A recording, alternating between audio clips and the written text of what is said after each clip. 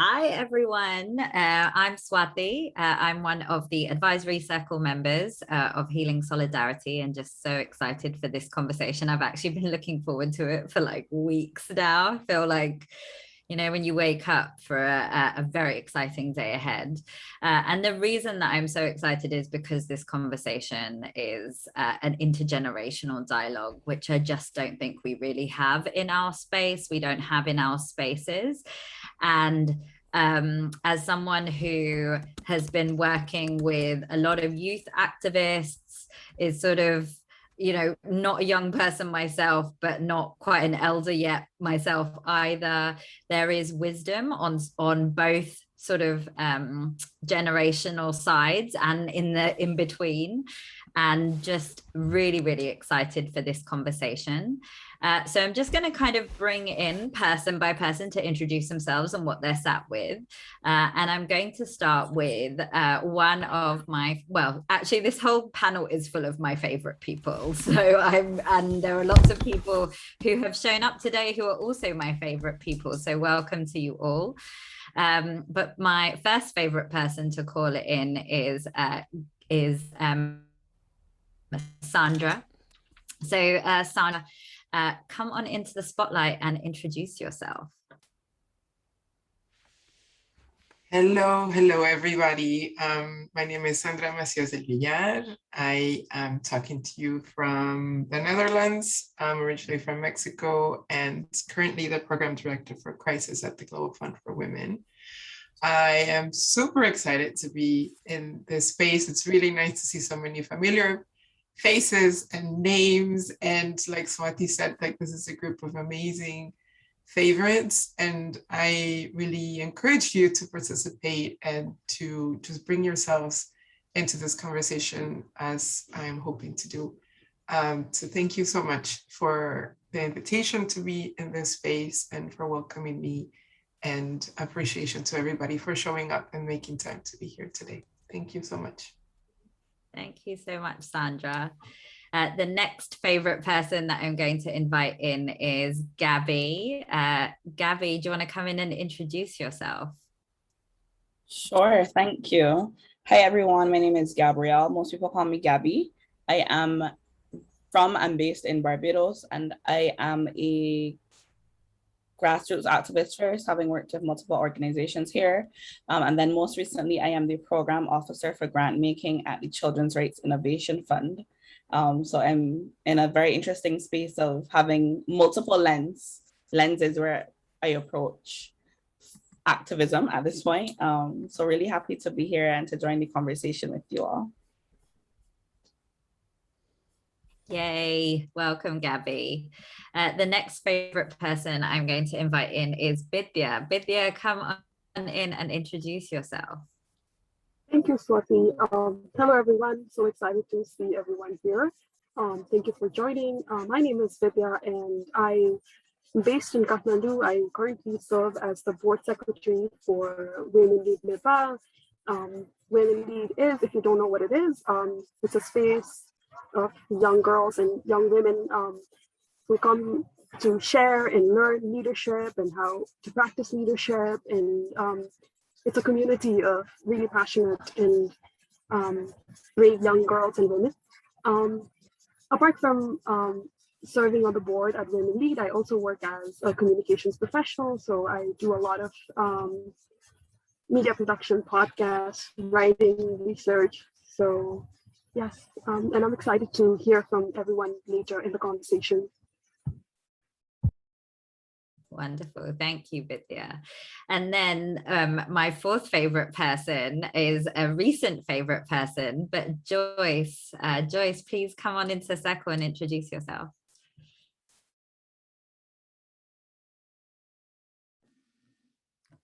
Hi, my name is Joyce Malombe. I am working with the Wellspring Philanthropic Fund, and I am the interim director for international children's education. I've been in the field for quite a number of years, and I am just so delighted to be with these amazing people that are on this panel and amazing people on audience. Recognize a few names. And I'm really looking forward to engaging with you. Thank you for inviting me. And thank you for being here, because there would be no conversation without you. Absolutely. Thank you all. So we've connected for the last hour before we got started with you all in community. And we started really thinking about what does making different choices from an intergenerational lens look like.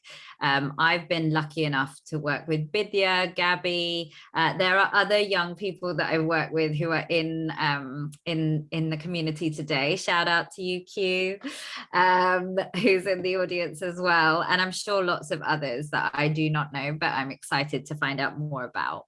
And I think from some of the discussion that we had before, I think there were discussions around how does leadership show up in our international aid, development, philanthropy spaces. How do we lead with authenticity, and how do we also understand leadership coming from different ages across that spectrum and the ways that show up? I think actually, interestingly, there was a call from the younger members of this fishbowl around questions on how to care for oneself. So it made me really reflect on how have we instilled thoughts and ideas around care within our space and our sector, and what are we also passing on as the norm to younger people coming into the space and the sector, and what does that mean in terms of the way that we deal with pandemics, crises. There was also a wonderful question poised, and as we look to next week, as many activists and global leaders come together for the COP26 summit around climate, what decisions have we made to take us to where we are on a global level at the moment? What lies ahead for us and our planet, and what kind of planet, society, systems are we leaving for the younger generation to have to take up? Is it the kind of world that we want to leave them with? Are we proud of the choices that we've collectively made as elders, as people who've had opportunities to change things at other points? So these were some of the things that came up. But I will pass it over to any of you to react, to share any of what's coming up for you when we make different choices and when we consider the different voices that are in our space and who's listened to, who's valued, and who's not.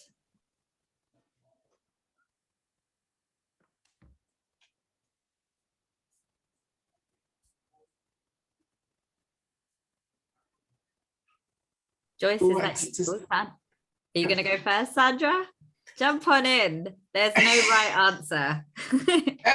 I mean, sure, fine. Yeah, no, I'm very happy to. I think, I'm happy that you mentioned, what's coming up next week with COP and what we saw in the meetings beforehand, and how, the famous blah, blah, blah of Greta Thunberg, and how we're, I was really excited about intergenerational dialogue, because I feel like adults, particularly us in the development humanitarian fields, where we can talk about, racism and misogynistic systems of oppression and capitalism, and all the phobias and all the isms that come with it. But we really talked about how adult-centric we are.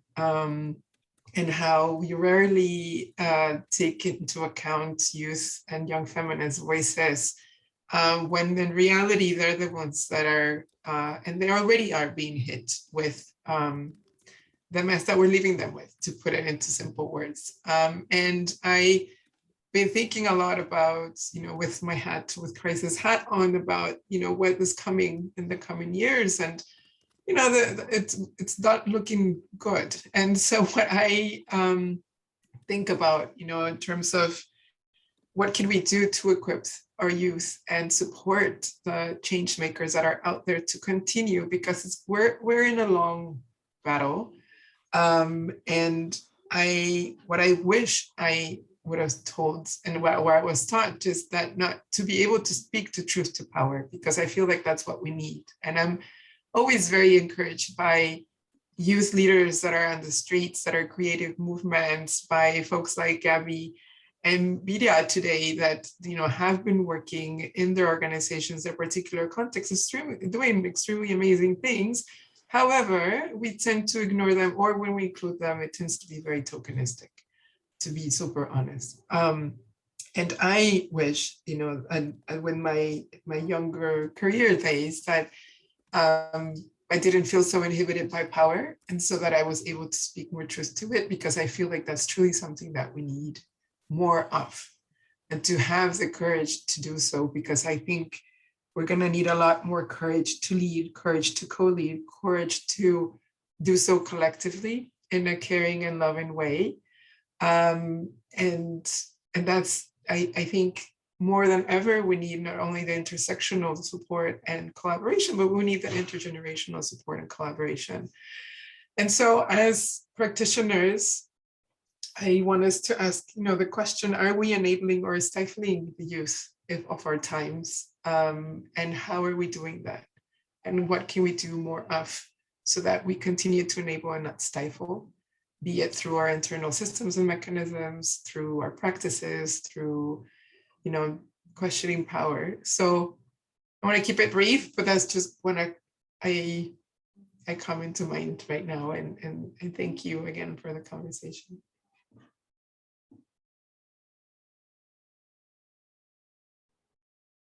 Thanks, Sandra, for kicking us off. I think as a young person myself, I really appreciate the recognition that sometimes the invitations or the spaces that are created for us are really tokenistic.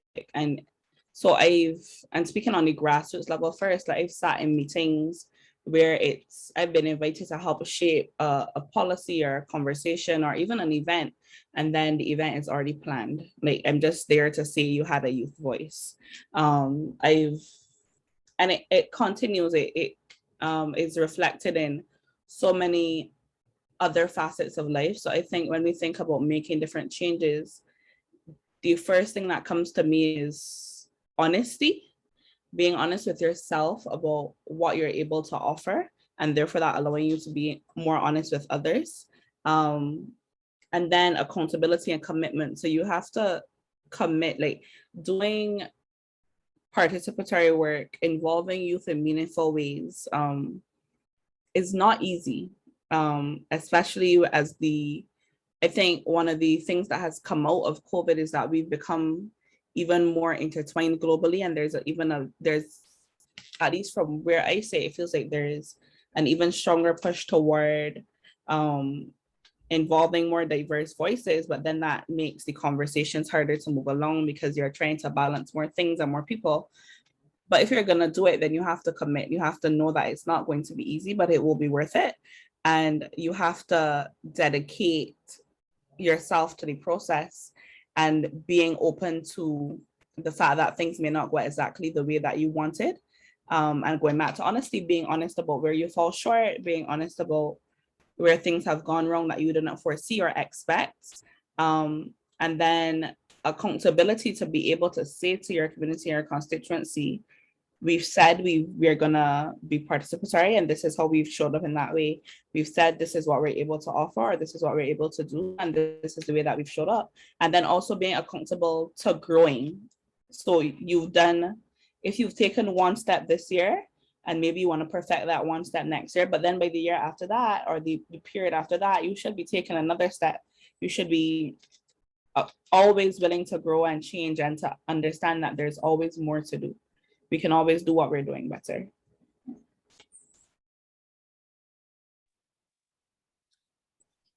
I'll jump in. I thank you to both of you. I think one of the things that really comes to me is the need to create space for this kind of discourse to go on across different generations. A lot of times what we are seeing is that we tend to assume, because we are older and we have done this over and over again, that we are the ones to continue doing it. And unless we ourselves are transformed from inside and are really facing up to the fact that I know something, but I don't know everything.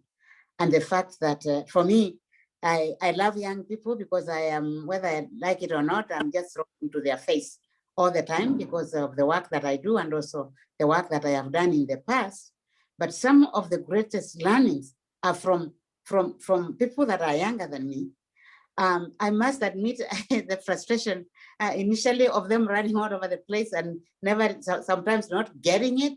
But that is not the thing to stop us, because we all need to support each other and walk together, not walk ahead, because one may be ahead on what they think they are ahead, but just hearing the voices and listening. I have learned so much from listening to other people and then realizing that some of the power I'm just given because of what I have, who people think I am or what they think I am. And I must have the common sense and the decency to ask, what about Gab? What about so-and-so? Or sometimes I just say, can they themselves now speak? Or what do you think?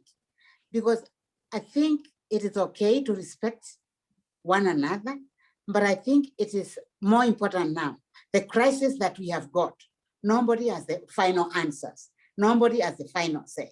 And what we need is to share power and to encourage one another to risk, because in a very real way, we all need each other to move the thing ahead. But we need to open the space and not block those other names that may not be so obvious or that may not be known by everybody. And then encourage people to make risks. That is how leaders grow.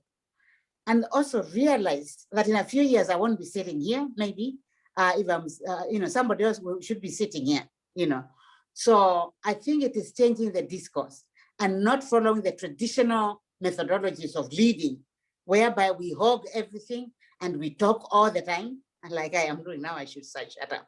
But, you're just opening the space there for the young people and then being patient, because we also learn. And then I also think that some of the most useful relationships that I have had with people is where we can talk, younger people, is where we can talk as peers and talk with one another and have a conversation and figure out, I am learning and we are all learning, how about approaching that space that way.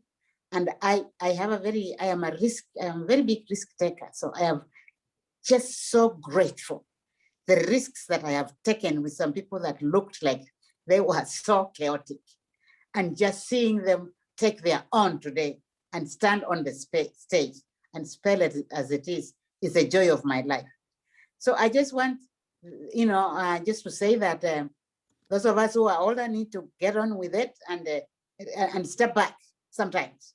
And also those who are younger, I think all of us need just to listen to one another and figure out, and then be committed to support, because you lead the way you are. If you are not nourishing yourselves and stepping back and pausing and listening to what is happening around, you'll be far ahead, but you will be there alone. So I think that what is happening in this space calls to each one of us to step back and think and engage and connect and enjoy the diversity and the change that we all must go through to let others in the space. Thank you.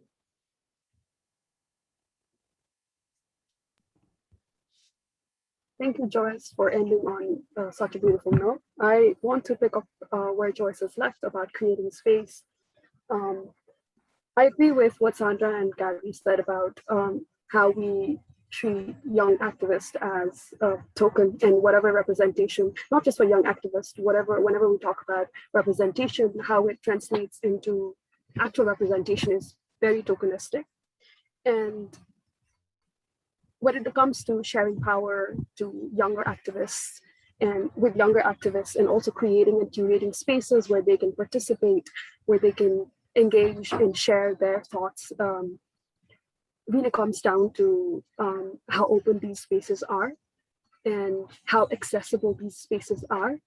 And I think a lot of the time these spaces are very exclusive, and it sort of becomes like an opportunity that you need to tap into, that you need to be in the right place to be given the opportunity. And I think that idea that these spaces are opportunity for you to do whatever you want to do is I think it speaks to how exclusive these spaces are. It speaks to how inaccessible these spaces are, and how whoever wants to participate are sort of under the assumption that this is a competition and you need to compete and you need to have the right connections and you need to have the right network to be able to be present there. And I think yeah, that really shows how inaccessible these spaces are.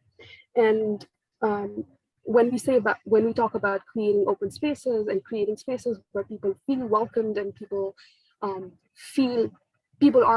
find it easy to join, I think it really and I think this is a conversation that's been going on since, I don't know, since forever. And that's why I really appreciate the work that Within Four Girls does, and really making sure that that the presence and the engagement of young activists are meaningful, and their intention and work they do in making sure that happens. But what I want to add on to creating a participatory space is that we live in the system we occupy and the hierarchy of countries and different geographies we live in is very hierarchical, and it really affects how participatory a space can be. And I think one factor, one good thing that has come out of this whole pandemic is how we have sort of been pushed to use digital spaces where like physical conferences have moved online, and suddenly it's become more accessible for people to join without having to travel. But having said that, again, there's a whole lot of issues related to digital access and how it's inaccessible for many people, even when it's digital. So I think when we talk about curating inclusive spaces and creating accessible spaces, I think we need to be honest that given the hierarchy of things and given the system we occupy and we live in, our efforts often fall short. But having said that, we do need to acknowledge that there are barriers, different barriers, systemic and practical challenges that prevent us from breaking down barriers for people to participate and make it inclusive. Yeah, so I think I want us all to think about if the spaces we curate are actually open, and if they're not open and accessible, what is it that's stopping them from? And also, I really want everyone to think about the idea of opportunity. Should this conversation be an opportunity? Should this conversation be a competition where people have to fight to be here and have right connections and be in a privileged position to be here? So yes, that's what I would like to end my note with. And just to continue from what you were saying, Bidhya, because this is also something I've been sitting with of late, also in my numerous roles, along with recognizing the privilege and the hierarchies that are at play. I think part of the work in allowing spaces to be participatory and in the work in leading effectively is also thinking about the steps that exclude people, like even we're online, which is for many people great because we can access conferences that we maybe wouldn't have been able to before because of time and flights and all of that. But then what communities can't access it when it's online? We have to think about language justice. We have to think about the digital divide. International Day of the Girl Child was this week, and we were thinking about where the world, like especially in the global north, has moved forward in terms of technology. The reality for so many is, especially with COVID and schools moving to online and all of that, you saw really how far behind some others were, how much technology just wasn't ready. Even when you thought things were good, even in the global north, you had people complaining about their connectivity slowing down and not being able to have the capacity to support everybody being online. So if that's the case in the more powerful and more advanced global north, imagine how much worse it is for those in the global south. so for me, when I think about participation and how I encourage others, I'm starting to think through the little steps. And I think for me, this is part of the work in terms of moving it forward, because we've thought about the big things. I think I'm aware of a lot of the big things, but there are also a lot of little things that stop people from being able to connect and access, and that make spaces elitist and exclusionary. And part of our work is, and this is really a call to think through the little things and what steps we can take to break those barriers as well.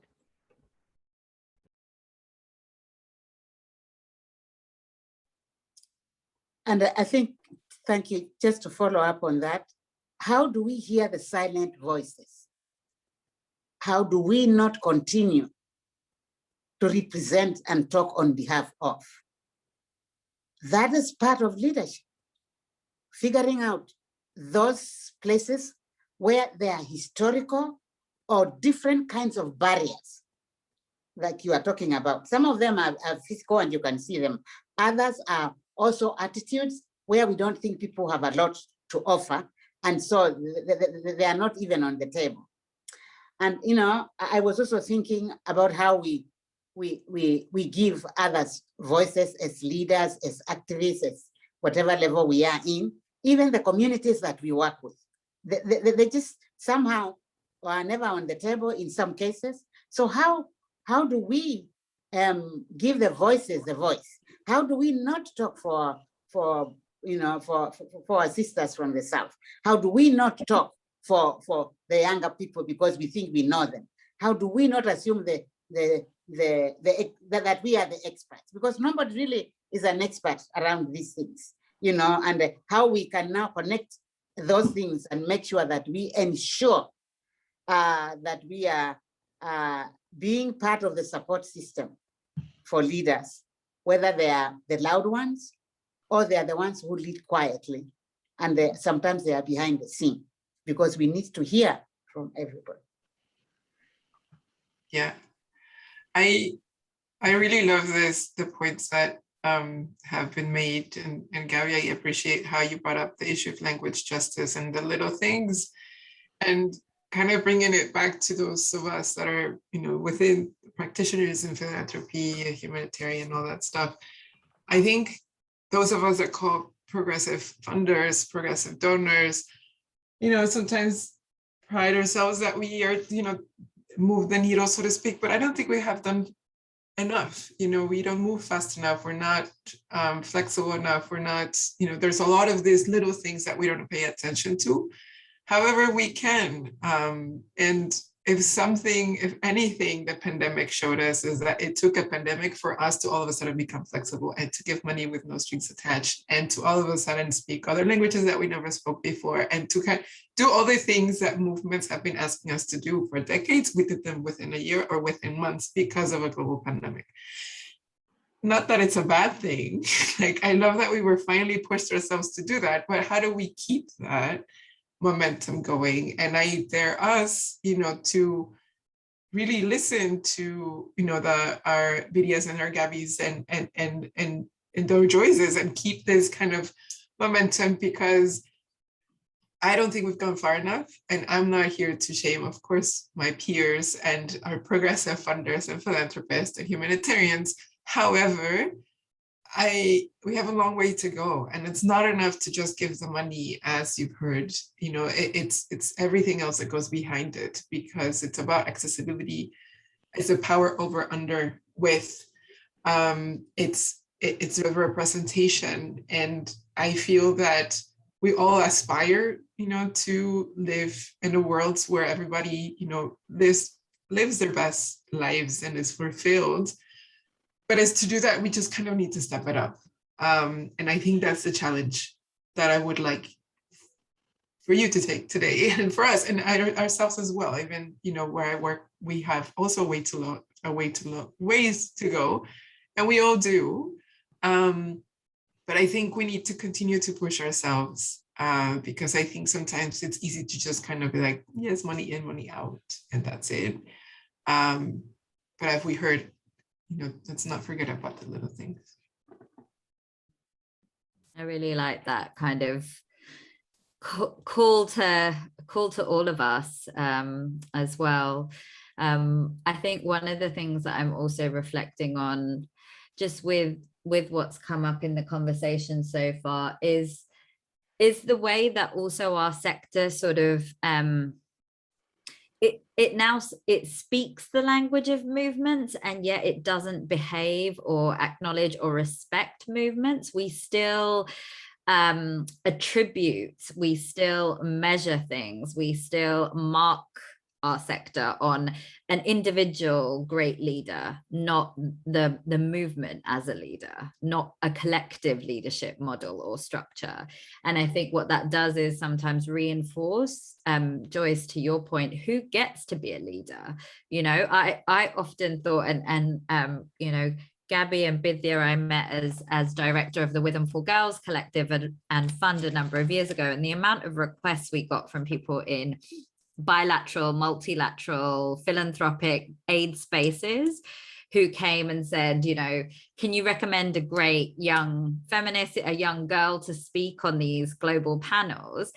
And, you know, when you'd actually probe what they wanted someone who had a passport, they had visa access, they could speak English, that they held themselves in a certain way, you know, an extroverted way, that they could read and digest complex documents and information. Not that that's in any way sort of limiting to some, but from a language justice perspective and from different literacy or able perspectives, it is.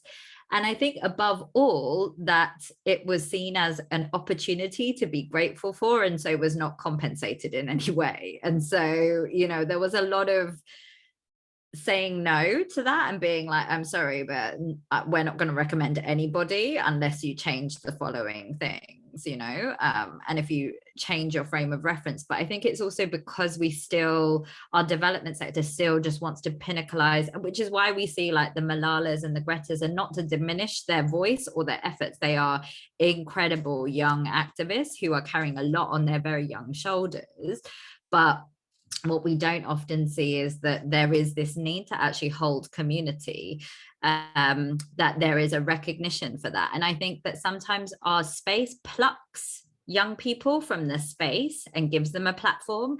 And, you know, they get this platform, this space, these travel opportunities, a chance to feel like they're in a leadership or a decision-making position. And then, you know, the moment the opportunity drops, they're dropped and they have no space to go into, which is why I think there's something around how do you nurture the collective so that they still like that, yes, they can represent their collective and they can represent their movements, but that after their sort of value has changed within our development industrial complex, that they are still able to be held and feel like they can be part and active in their movements. And so, yeah, I was just sort of reflecting on that, and then encouraging others to come into space. I can see Shreya, you're going to tap in to join us. I am going to sort of, and Andrea as well. So I will invite you in. Sarah will sort of bring you into the spotlight, and I'll invite Shreya when you get into the spotlight to share with us what's coming up for you. And if you could introduce where you are as well in the world. Oh, I can't tell if I'm being spotlighted. Yes. You are. You're in the spotlight. You're here. All right. Go ahead with me. Yeah, I'm in Nepal and actually know Bidhya and didn't realize she was going to be here today. So very excited to have her here. Two people from our country. But some of the things I've been thinking in this conversation is, I think one of the most difficult parts of trying to give people these platforms and trying to encourage youth and people from all around the world to engage is that we end up having to compete with each other.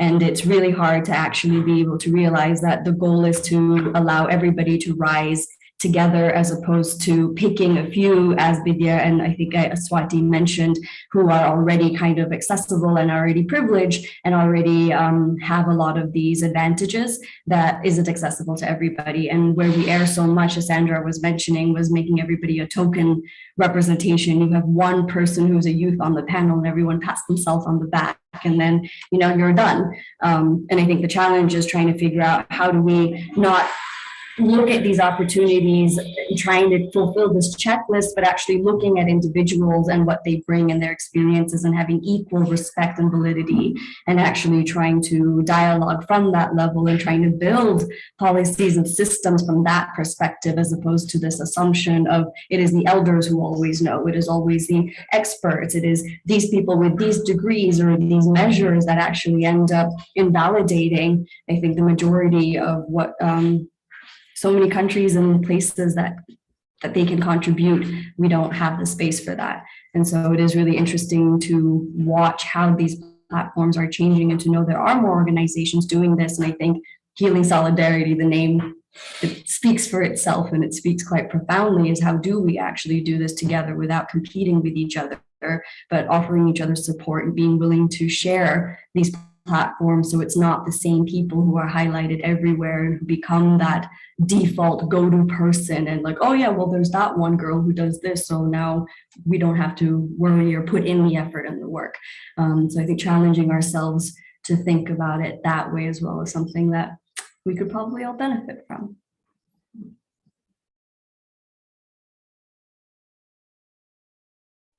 Andrea. Yeah, I'm really liking this conversation. And I was struck a little while ago by Sandra saying, talking a bit about the pace sometimes at which we're moving. I mean, recognizing all of the challenges in creating the spaces we want, creating the spaces that are enabling and empowering for young people and older people. I was thinking of, because we're in a conversation about intergenerational spaces or intergenerational equity in a way, what about unborn generations? And is it, is it helpful to think about the generations that are going to come, or people that came before us, in kind of giving us a reality check about the pace? So the other day I was in a conversation and someone reminded me that we were having a similar conversation 20 years ago, or some of the issues that we were trying to address were brought up decades ago, and really in reality by a generation before us. And so if we commit to looking across generations, and if we try to use that idea of intergenerational equity to hold ourselves accountable to the pace at which we really commit to resolving some of this, I'm wondering if that can be a support, or that can be a way of greater accountability to equality across generations. So it's just something that struck me, and I wanted to put that in the mix. I love that invitation. Thank you so much, Andrea. I think that really resonates for me. The thinking at the where does wisdom and value sit, and the wisdom of those that came before us, and what we're passing on to the generations ahead. Gabby, you look like you unmuted, and I think Q had tap in. So I think just to say, if you are tapping in, you have to put your video on, otherwise we can't spotlight you. So just that acknowledgement. But Gabby.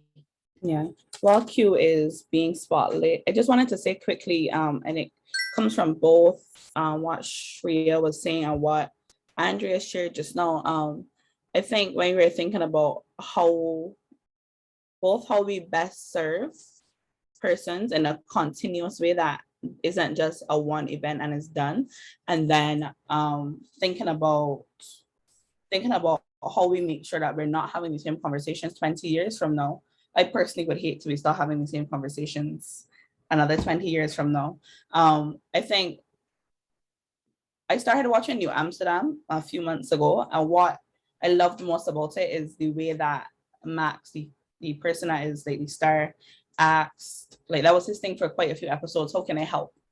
And I think that is the approach, that you have to allow people to, when you're thinking about young people and persons in the space in general, you have to allow them the voice to say, this is how I can be best served. Because people know we have agency and we have autonomy and we know what it would take to make a difference, to allow us to take the next step, to carry our work forward, to be able to make our programs more sustainable, to be able to better serve others and bring others into the community. So you have to give room for persons to say, this is what we would like, this is what we want to know, this is where our gaps are. There's definitely room to offer suggestions, because you don't always know what you don't know, but it has to be open-ended. I think when you give, and to link everything together, this is where you have to know within yourself what you can offer, but within your capabilities, and always trying to expand your capabilities. When you give people room to dream as creatively as they want and to think up and imagine whatever they can have, that is when real change starts to come. Yeah, I think that's a wonderful call. Joyce. Yes, I wanted to say that the current power structures will not bring the change that we are looking for. I think the last 2 or 3 speakers are just addressing that thing. There's a particular way we think, there's a particular way we handle leadership, and that mode that we are in actually reinforces the status quo. And so both donors, NGOs, leaders, even the activists, we have to realize, I think we have to embrace the fact that the status quo won't get us there.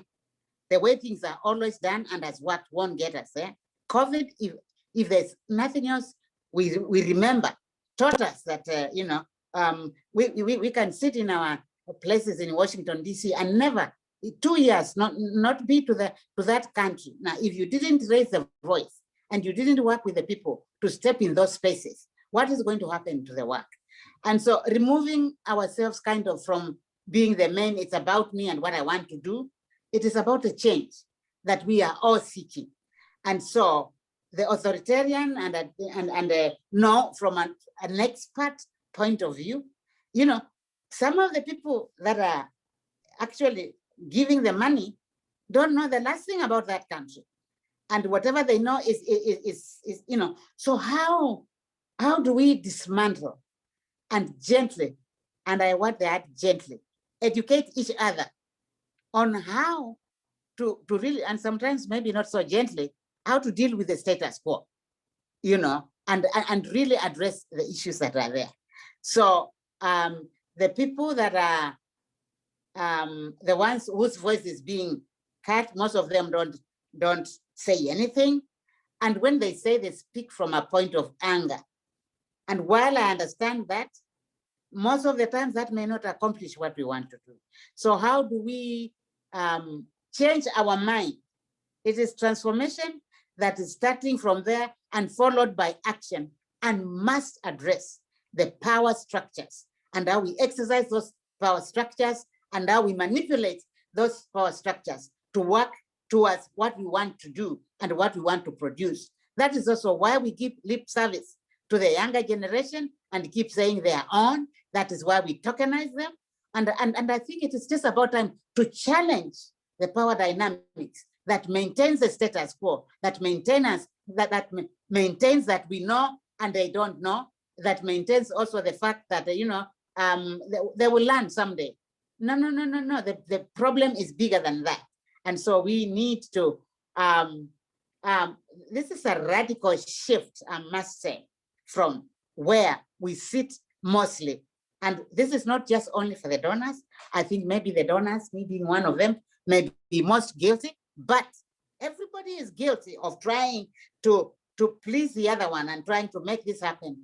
And then we forget why in the first place. Why are we advocating? Who are we advocating for? Where are we trying to go? And, if those people can be what leads us and we can bring them to the table, I think the discussion is going to change. Absolutely. I know Q, you had tap in and we can't bring you in because of the video into Spotlight, but I just want to ask you if you wanted to unmute and we will listen in regardless, because you might be having tech issues with video or just not want to come on video. Yeah, sorry, I just wanted to say the connection where I'm at right now is really, really bad. So sorry for that. And I would have prepared better. So I'm so sorry. I just wanted. No problem. We are all in different parts of the world. The beauty of Healing Solidarity is having people in the space who are not usually in the space. And we also understand that there are limitations to coming into the space. So just appreciate all of you joining with whatever technology you have. So over to you. Thank you so much, Swati. I just wanted to be very brief, but I wanted to talk about kind of agree with the majority of things that have been said.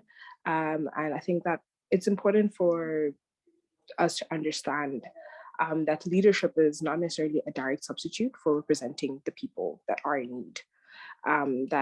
And including the tokenism, you know, when you have that one young person or that one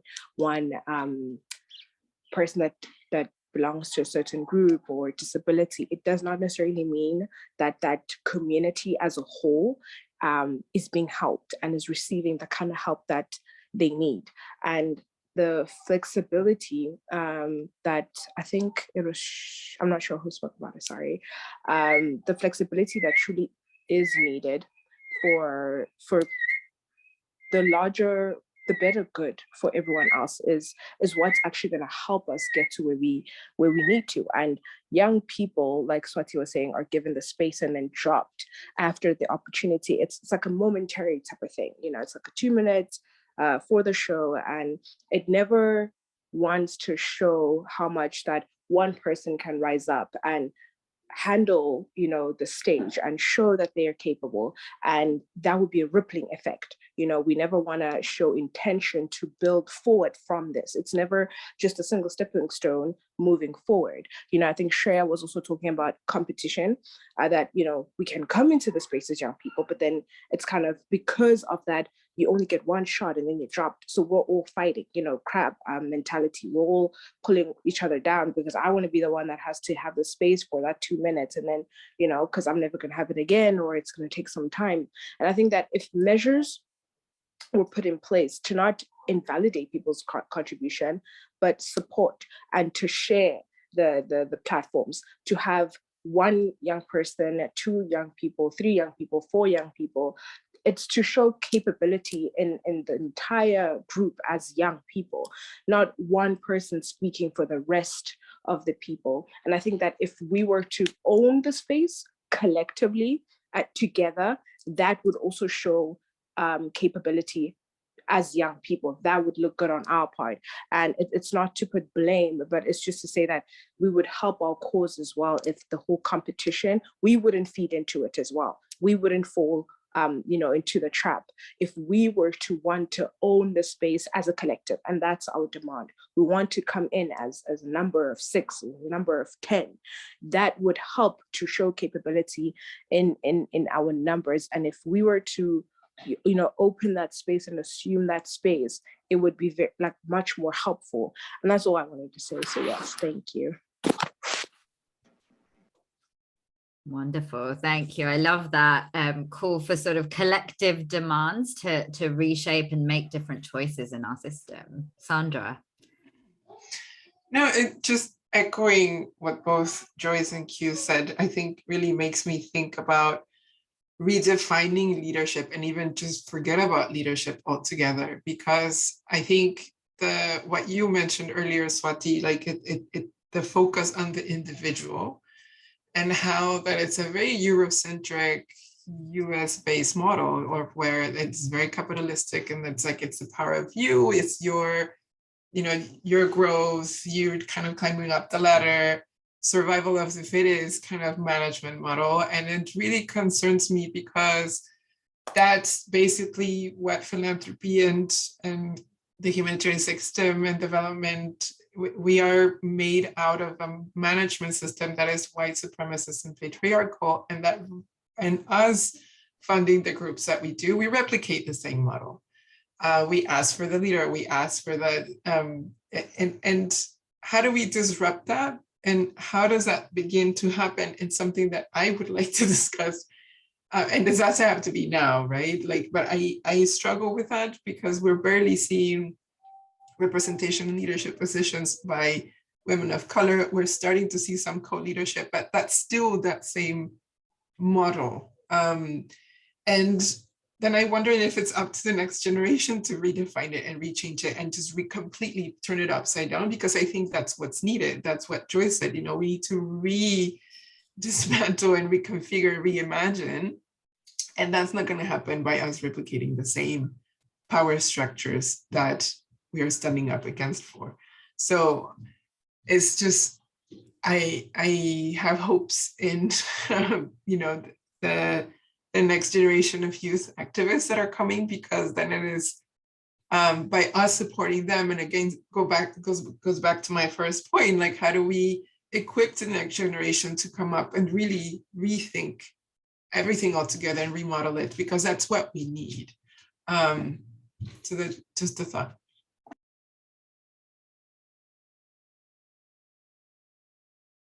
Bidhya, you had tapped in.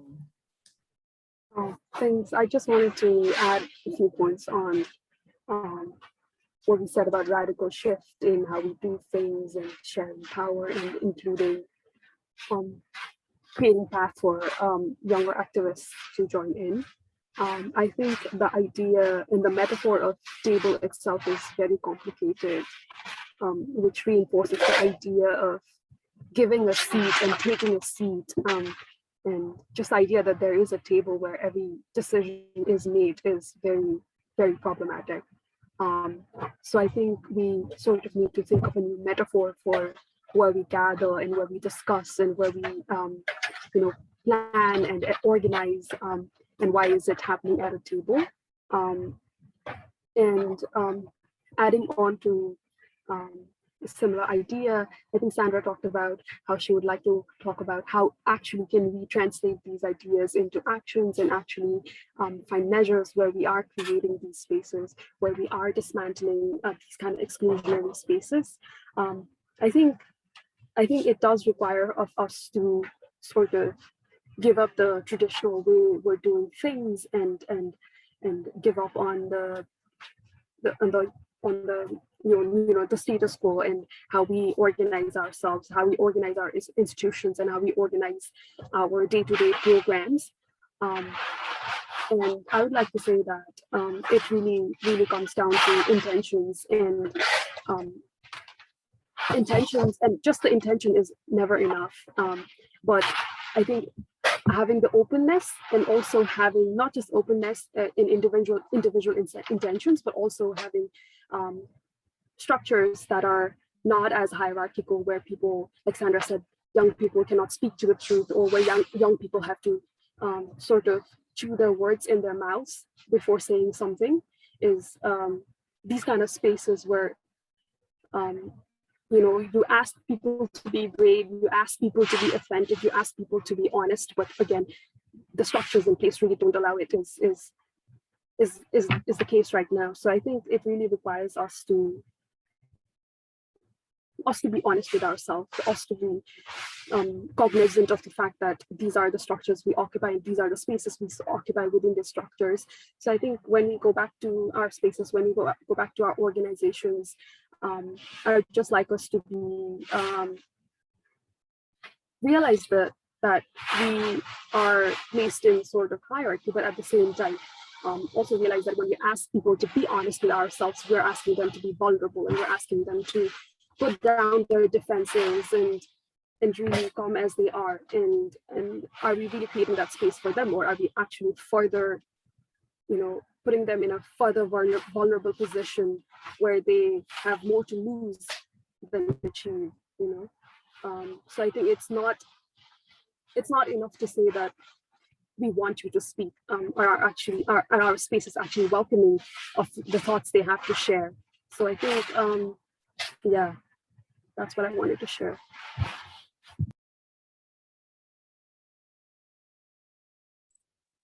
I think I tapped in next, so I'll just jump in. Kind of going off of that, yeah, I think what Bidhya is bringing up is really important stuff. And sorry, I just blanked for a second.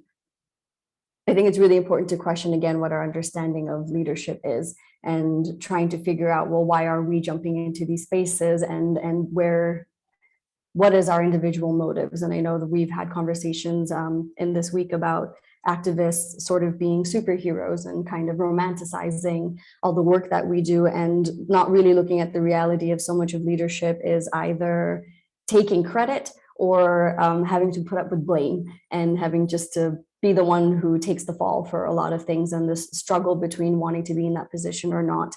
And as a part of that, I spend a lot of time thinking about leadership and trying to figure out what leadership was, and came across a couple of contradictory concepts. I realized that in Nepal, the majority of leadership positions are held by high caste men from the hilly region. And so it's a very niche part of our society that actually speaks into the majority of decisions that happen in the country. And realizing that leadership in a traditional Nepali context doesn't mean you're serving people. It means you're in a position of power where you get to tell everybody else what to do, and trying to deconstruct leadership in the Western lens. I know a couple of years ago, there was this talk about soft leadership and that kind of being feminized and saying it's how women lead. And given this, I don't know, sugarcoating that just feels a little bit condescending and off. And when I was in Australia, I was very, very moved by this new concept of circumstantial leadership that used to be a part of Indigenous cultures. And so while I absolutely believe that it is the youth who will be taking it forward, I also believe that a lot of the answers are actually in our past, and they're in the cultures who haven't had their views actually respected and used as a platform or a model to then develop systems and structures. And by default of having circumstantial leaderships, having multiple people lead in different ways, I also think then it allows us to have more than one solution. I know there's a lot of criticism with different movements of whether it's social media or whether you're protesting on the streets or whether, what is it that everyone needs to be doing? And I realize like it's ridiculous to think everybody needs to be doing the same thing. I know a movement is successful because it is on social media and on the streets and in our homes and like everywhere you go and on TV, and it needs to be all of it. So there's actually so much room for leadership and for so many people to speak. But the other side of that problem is there are a lot of people who are willing to step into that position. It seems to be harder to find audience to actually listen to the stories and just to be engaged in the process without having to feel like I need to have my voice heard as well. And so deconstructing a lot of these concepts, I think there's a lot of value in there. And that's all. That's my ramble for now. Thanks. I actually wanted to jump in on something you just said, which is that there's more than one answer. And it kind of was coming to me from even before when Bidhya was speaking, because she said, we should abandon the table metaphor.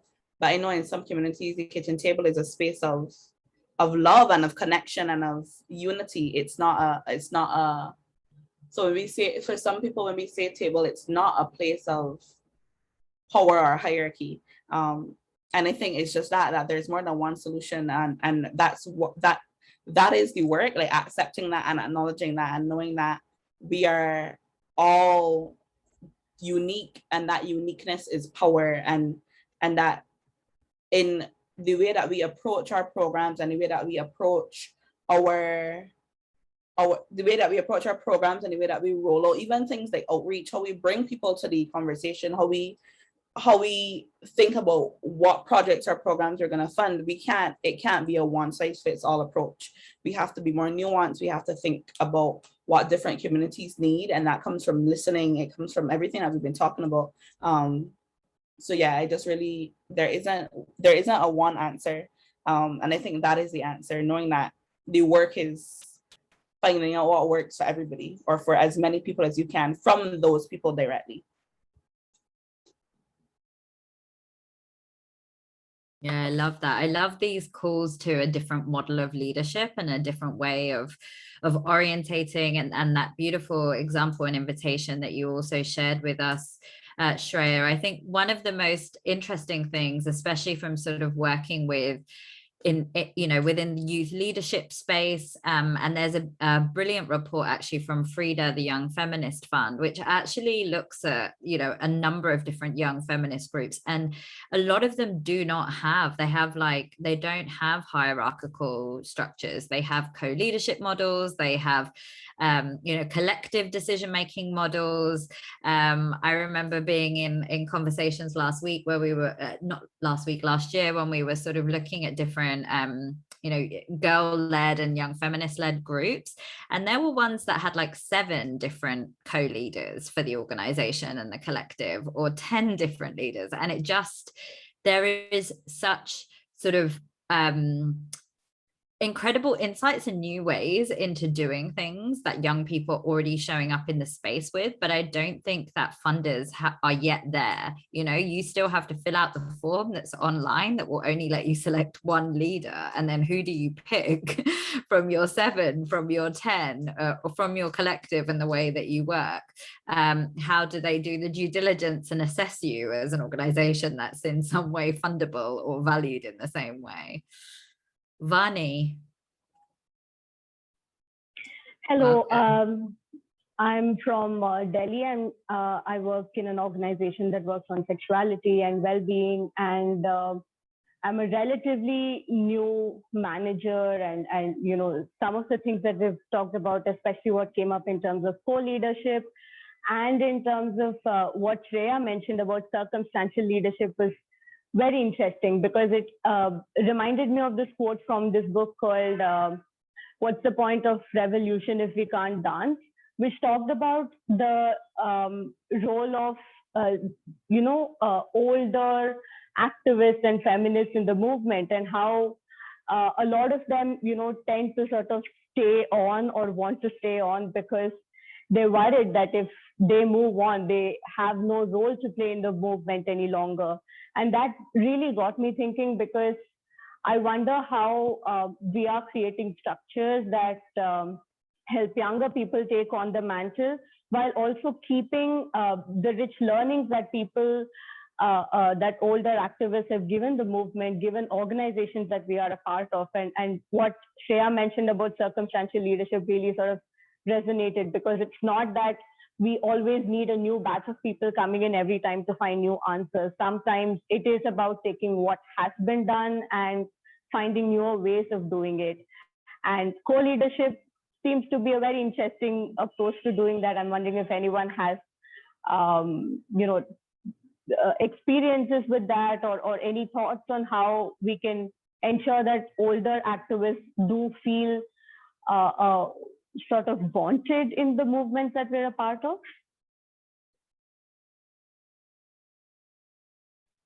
That's a wonderful call to action as well, and would love to invite others to tap in to maybe share any reflections around that question that Vani asked us all as a community on what do those models look like, to make sure that those are integrated. Just to share, I think from my own perspective, and I know Gabby, you could probably even speak to this as well, is that there are many, especially when I see sort of young feminist groups or youth-led groups, especially when the young person is no longer a young person, you've like gone over the age limit and you're suddenly part of like the adult collective or something else that you've been named. There's actually beautiful systems of mentoring that happen. So, I know when I met Gabby, she was a young feminist activist, but also mentoring very younger girls than herself. And you see that in a lot of spaces where it's like, what does that active participation in intergenerational leadership also look like? How can you make sure that there is still a role to play for a movement that has cultivated you, that has supported you. You know, I think those of us that do mentor others within the sector or the space know that we have our elders as our mentors who are guiding us and are there as our support mechanisms. Some of mine are on this call today, and there are those that I also mentor that are younger than me. So I think there's also something around how do movements behave, and that beautiful sort of call that Stephanie made in the chat earlier around what would it mean to show up in our movements, in our communities, in our organizations in the same way that we do for some familial relationships around a kitchen table and around that relationship creation. Yeah, that's what came to me, but I don't know if others want to add in, or if others are tapping in. I saw Debbie say she was going to join the conversation. Yeah. If you want to go ahead and share before I say anything further, Debbie. Yes, absolutely. Davey, you need to put your video on so that we can spotlight you in. Am I spotlighted? No, I can't see you yet. Hold on. Is your camera on now? Oh, there you are. Sorry. Let me get you. There we go. No, I guess I just wanted to share about co-leadership. It is, or even echo a little bit what Shreya said, or just know that while it feels new, it's something I think that also still comes from the past, it's bringing back a culture of leadership that exists in other ways, but perhaps is not counted enough.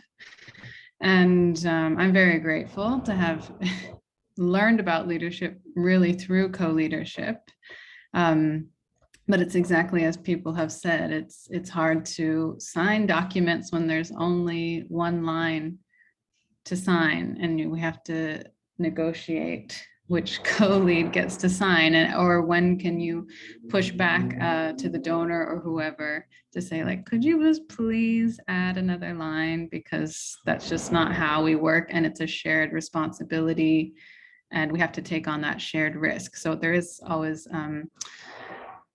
there's strategic moments to push back. And I just want to share that. So my co-leadership was with Frida, the Young Feminist Fund. And while it was with my co-lead Ruby, we always looked at other places where we could find co-leadership. It wasn't just, again, us at the very top, but how could we build co-lead throughout the organization, and again, share power with still some levels of hierarchy, but in a way that was very collectively negotiated. It was hard. We still haven't found the full answer yet when we're trying to do when Frida's still trying to do its work. But I think it's a constant conversation about sharing power that I think is really helpful and allows us to think about just different ways of practicing leadership. And I just wanted to share, there's some great research going on. We're doing some research on co-leadership and interviewing different co-leaders around the world to sort of tap into, what are the things that make it work? What are the things that could help other people who are interested in doing co-leadership? And there's another piece of research by the Feminist Hiking Collective and Srilata Batliwala that's looking at co-leadership as well. It's called From Me to We. I'll drop them in the chat as well. But I just want to say one last thing that I've been thinking a lot about, which is the friendship piece. I've been talking a lot about using a lens of friendship, and I think it applies with co-leadership, and it applies to all these values and politics that we're trying to put out there. It's just using an ethic of friendship allows a lot of compassion and care. Again, seeing each other as human. It doesn't mean you always have to like hang out and be with each other all the time, but it's still about developing trust with someone. It's about fully embracing the work that you're doing on a daily basis with another human. And yeah, there's a lot to it, but I'll just leave it there. But thanks. Wonderful. Nick, thank you so much, Davy. Welcome, Nikki. Thank you. Thank you so much. It's wow, been such an interesting couple of hours. Yeah, I work for Interpares, so we are a non-hierarchical organization. I feel very grateful to be with the group, and it's a leadership model and co-management model that has existed long before I joined. I think it's been maybe 40 years that we've had this model. We're quite small, but we have 17 co-managers. So we're all collectively responsible for the financial health, political health, administrative health. I'll say, yeah, I think it's an amazing way to eliminate or to try to address some of the formalized power dynamics that can exist. So say as a new staff member, I began about 3 years ago, I had the same decision-making power as my colleagues who had been there for 20 years, which is quite amazing. We work by consensus decision-making. But power dynamics are resilient and sneaky, and they come in ways as well, even in a flat structure. So there's still a need to have that consciousness constantly to address it. But yeah, I can put a link in the chat. We have a publication from a few years ago that is about a bit of a broader scope, but about our feminism and how it works, and just how this type of structure is really such a great manifestation of that feminism internally, and not just looking at, creating spaces for young people or creating inclusive spaces in our programming and the work that we do. But the first place to start is looking internally in our own structure. And yeah, there's lots that come around with that as well, like around parity of salary, and all starting at a base salary. Again, no matter if you've been there for 20 years or a year, it's all the same. And but we have a dependence allowance on top of that. That is more just about need as opposed to hierarchy and seniority, which I really appreciate. So I'll share in the chat. Thanks. That's wonderful. Thank you so much, Nikki. This has been an amazing conversation so far, and I'm almost sad that we're coming to a close of it. There's so many amazing resources that have been shared, and I hope you all will continue to join us for the rest of the conference and join the Healing Solidarity Collective. I will pass to Joyce. I think you have tapped in. No, I didn't. Sorry. It's okay. Go ahead. We tapped in our original. We tapped in the original. So yeah, would love to hear your sort of closing reflections. Our original beautiful people. Who would like to go first? I can go to give everyone time to reflect. I think for me, when I think about, to kind of bring in the last conversation about co-leadership, for me it's about even if you don't have a traditional or an established co-leadership model, I think for me what is important is the spirit of passing the knowledge and bringing others along. So to acknowledge that even the person that has just joined the conversation or just join the organization, and even the youngest person has something valuable to say, and creating structures and spaces where those voices can be heard and heard in a meaningful way that has impact. And I think I liked the point around the leadership being about you, and insofar as it has to come from within. You have to know who you are, what you stand for, what you believe in, and you have to take care of yourself in order to best serve others. And really constantly doing the work, because even for progressive funders, for example, you're doing amazing things, we're doing amazing things, but there's even better to be done, and even more to be done and to be had. So to be committed to that, to be committed to always learning, always growing, and knowing that you're doing amazingly and you should honor that, but then think about how much more amazingly you can do.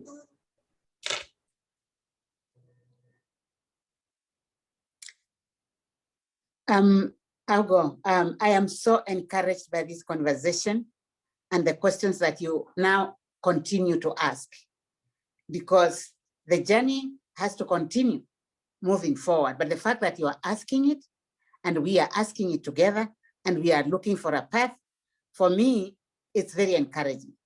The other thing is, I just have to keep reminding myself every day, I shine the light where I stand.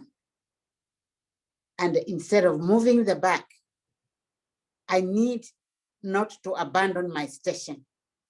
I need to show up and call other people. I invite other people to my space so that we can show up together, because change is inevitable, it is necessary, and we cannot talk about it anymore. It's enough already. We have the resources, we have the thinking, but we just also need to step up there and risk the thing and see what happens. And some of you are doing that. And maybe we need to commit to just do it, no matter how messy it is, because we are today and tomorrow, and we cannot pass the back to somebody else. The fact that you are in this meeting today, for me, is a challenge to pick up the thing and just run with it. Collaborative leadership actually was taught to me by my late mother and by women in rural Kenya who would not talk to me because their leader was at home. And I asked, why is she at home? She was, I think, 90-something years old. And they said, until you bring her here, we will not talk to you. Although she has a proxy, they have a proxy chair. And we had to leave everything there and drive all the way back to the lady's place. And when she came, she did not say anything. The other woman talked. And that was my first demonstration of there's a different way to do this. Some of you may know the Mabat women of Kenya. They have done amazing things there. And those things are done with that kind of leadership where everybody is doing a different thing at a different time. So I'm encouraged, and thank you for your time. And I think only we can do it. We can't pass the back to somebody else. We just got to get moving and keep moving, because we are moving. Thank you.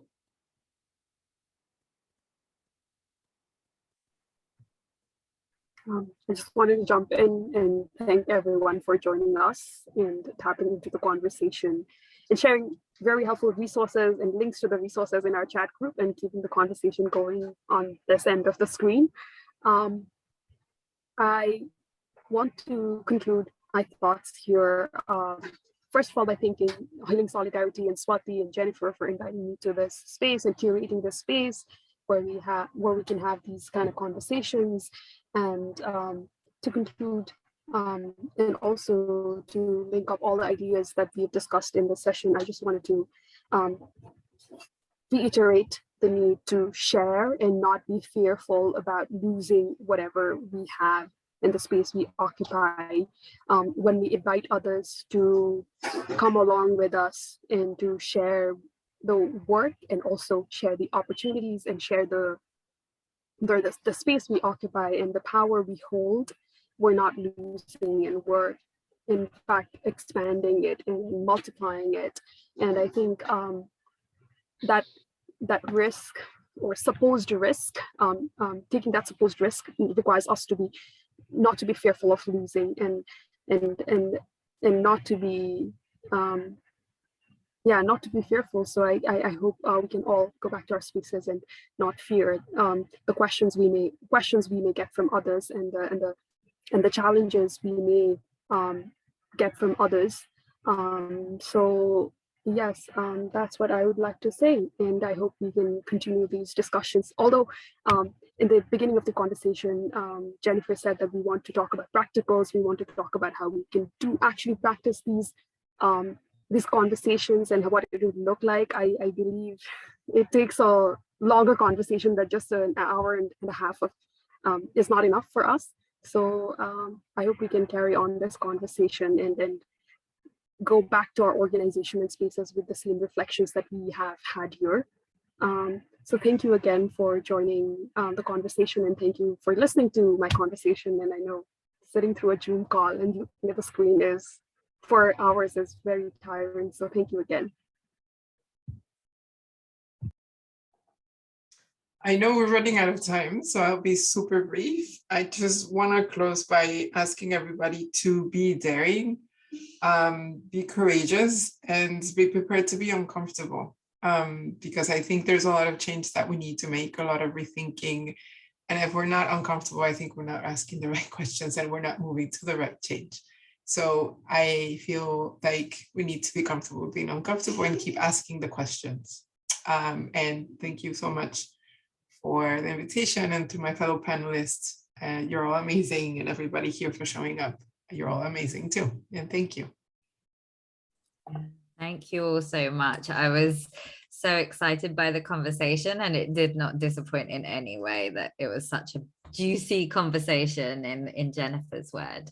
I know we're running a little bit over, although on another side, time is but a concept and we should just be embracing the spaciousness when it arrives.